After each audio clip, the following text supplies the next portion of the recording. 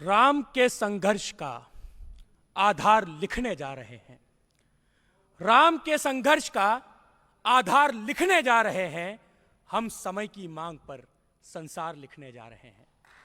सम्मानित सदन, माननीय लोकसभा अध्यक्ष महोदय, मंचासीन अतिथि एवं करीब एक अर्ध शताब्दी से इस राष्ट्र की अस्मिता की रक्षा करने वाली इस ऐतिहासिक संसद के सेंट्रल हॉल में बैठे तमाम श्रोताओं को मरुभूमि राजस्थान से सिद्धार्थ जोशी का प्रणाम।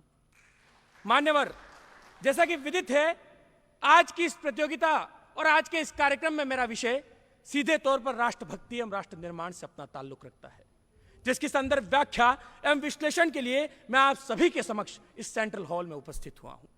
अध्यक्ष महोदय, किसी भी राष्ट्र की नैतिकता का प्राथमिक मूल्यांकन उस राष्ट्र के प्रत्येक युवा के चरित्र, समर्पण और उसके मन में चल रही राष्ट्रभक्ति एवं राष्ट्र निर्माण की भावना पर निर्भर करता है।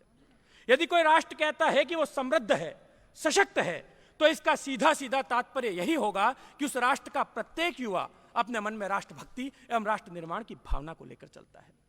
महोदय, एक रूमर अक्सर इस देश में फैलाया जाता है कि सीमा पर सैनिक की भूमिका का निर्वहन करना ही राष्ट्रभक्ति की श्रेणी में आता है।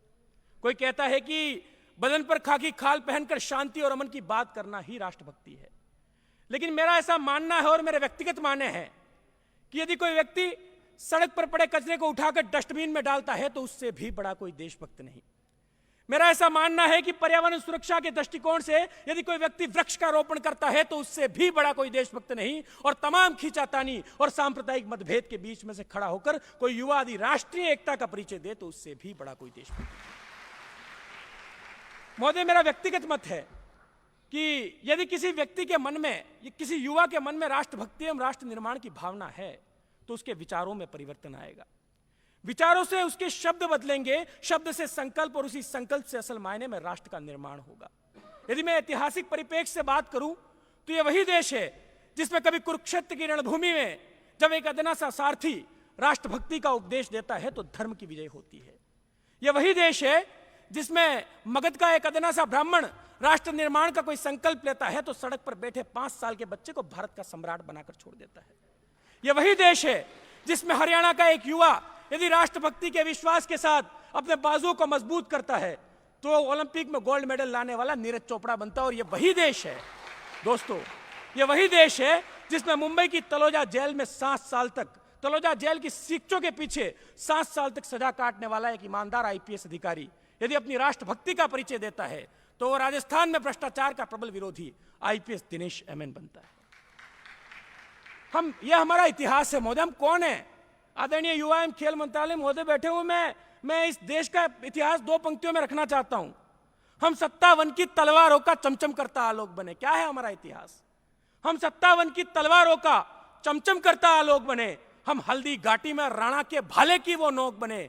हम गीत बने, संगीत बने, शब्दों के गहरे छंद बने, सिद्धांत शून्य का देकर के इस सृष्टि के प्रारुद्ध बने। राम कृष्ण ब्रह्मा महेश, राम कृष्ण ब्रह्मा महेश। हम महावीर से बुद्ध बने, हम दधीची जैसे ज्ञानी थे, हम दुर्वासा से क्रुद्ध बने और समय धरातल पर अपनी ये धारा सदा बहेगी। सुनो, हमारी संस्कृति तो जग में अमर रहेगी। नहीं बुझी अपनी ज्वाला, बुझ गए बुझाने वाले, अपनी हस्ती तो मिटी नहीं, मिट गए मिटाने वाले। मैं आज की इस नेशनल यूथ पार्लियामेंट में महोदय मैं वक्ता की भूमिका का निर्वहन कर रहा हूं। आप अतिथि की भूमिका का निर्वहन कर रहे हैं, कुछ लोग श्रोता की भूमिका का निर्वहन कर रहे हैं। 121 करोड़ के हिंदुस्तान का प्रत्येक व्यक्ति जिस दिन अपनी भूमिका को पहचान कर उसका निर्वहन करने लग जाएगा, राष्ट्र का निर्माण तो तभी हो जाएगा।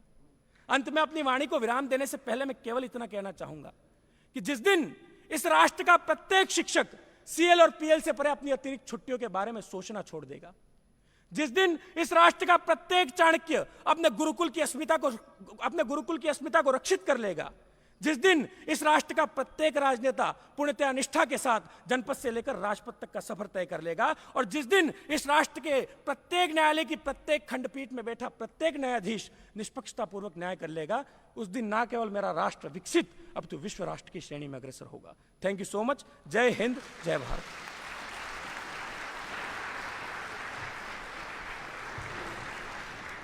धन्यवाद सिद्धार्थ। और अब प्रथम स्थान प्राप्त करने वाली मध्य प्रदेश